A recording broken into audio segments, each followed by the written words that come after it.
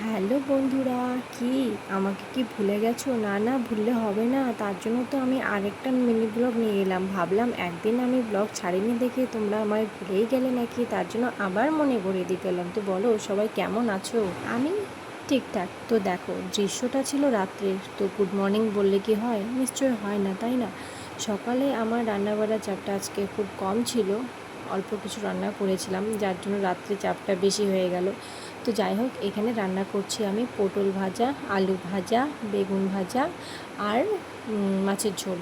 তো দেখো, মাছ ভাজাগুলো কিছুটা হয়েছে, কিছুটা হয়নি, রাত্রিও হয়ে আসছে অনেকটা। তারপরে এখানে দেখো সাজুগুজু করে কোথায় যাচ্ছি বলো তো? শপিং। হ্যাঁ, শপিং তো লেগেই থাকবে, তাই না? যতদিন না পূজা আসছে, পূজা আসছে আর শপিং লেগেই থাকবে। তারপরে আমরা শপিং টপিং করে অনেক দিন পর কিন্তু ফুচকা খেলাম, বেশ ভালো লাগলো, মজা লাগলো।